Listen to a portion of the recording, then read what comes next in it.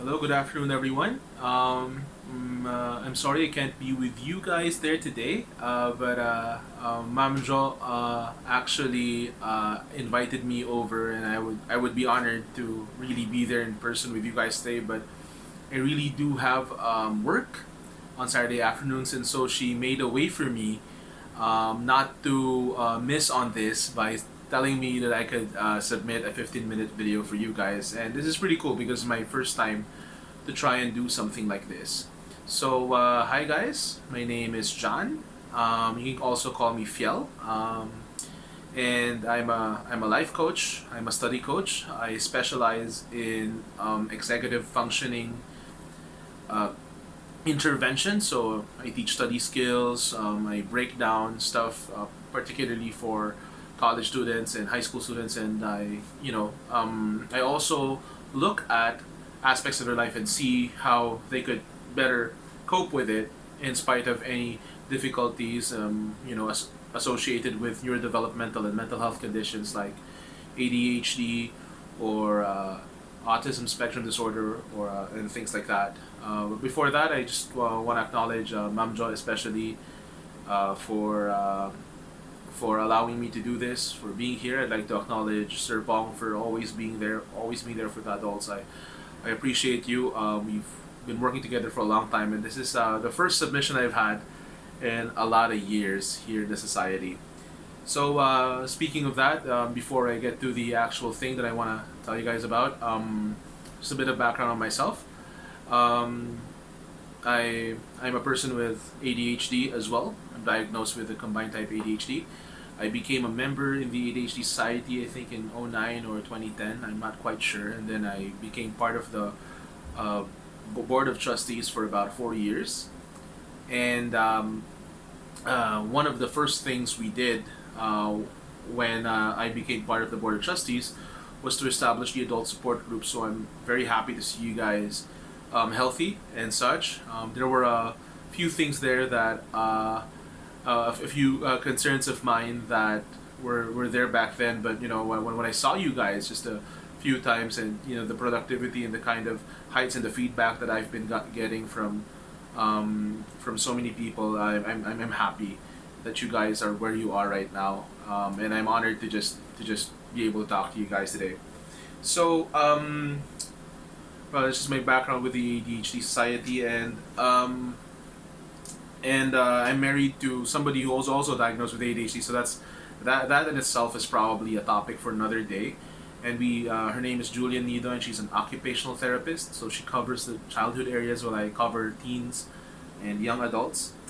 I guess most important among these things is that I'm a Christian. I'm a follower of Jesus. I came to know Christ in 2012, and my mission, I believe, in life that God has sent to me is to coach, to teach, and to deal with it with neurodevelopmental and mental health issues. And so here we go. Our topic for today is on the ADHD brain. All right. So the way we're gonna go about this is in three parts. The first part are just basically the basics. Some facts about ADHD and how it correlates to the physical nature or the neurology of our brain. The second part, I just want to share with you guys a recent study, because this is an ever evolving and growing area that we want to do. And finally, just want to get to some advice. So, given this information, how do we apply it in our lives and learn to better cope with our condition? And trust me, I'm still better learning to cope with it as well. Okay, so part number one, what is the ADHD brain? Well, um, one thing for sure is that uh, one thing established already in psychological, neurological, scientific studies is the physiological nature of ADHD as a condition, as a disorder. We know that because the impairments associated with ADHD, while behavioral, which means that we see these things manifest in actual behavior, like when a person is unable to pay attention or unable to sit still on his seat, and things like that. When a child is unable to do that, we uh, we basically understand now that when we get those specific individuals who have those problems, and we put them through some sort of brain scan, like we're gonna flash a picture right now. Okay, this picture actually became a meme. Not too long ago. You probably see it still circulating, but it basically says that if you put a person through a brain scan, you will see certain activity in the brain different from that of most people. And this is associated with the impairments of ADHD. Specifically, we understand that much of the problems, not all, but much of the problems in brain functioning and signal happens in this particular area here, in the prefrontal cortex, or we also call it the frontal lobe. Oftentimes, we understand that the prefrontal cortex or the frontal lobe is is like the CEO of the brain. Okay. Now within here, the frontal lobe, we now understand that ADHD is primarily a problem with executive functioning. Okay, we call it executive functioning because it kind of sounds like CEO. It's like the center of the brain that functions and then controls the rest of our impulses and regulates our emotions. And this idea was taken from a compilation study by Dr. Russell Barkley. Okay, he's the doctor who boasts the most number of scientific studies when it comes to ADHD, and he did what we call a meta-analysis, which is just a scientific term that means compilation. Like when you take hundreds of studies and you put them together, what are they all pointing to? And this is the model. I'm gonna flash it on the screen that he said. And I know it looks complicated, okay? So I'm gonna give you guys a simpler model to look at. This was done by the simpler model that I'd like you guys to pay attention to was was basically first released in a book by two people whom I love. They're my favorite authors on ADHD. Dawson and Guare, and they first published it in a book called Smart But Scattered. You'll see it flashed here.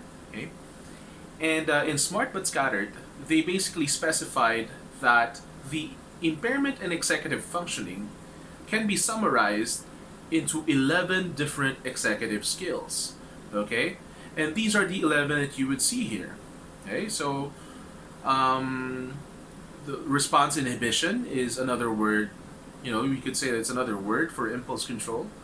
And then you have some others like working memory, task initiation, planning, organization. You basically what we're saying here is that when we're assessing for the impairing symptoms or the troublesome symptoms of ADHD, they can be summarized into one of these 11 different executive skills.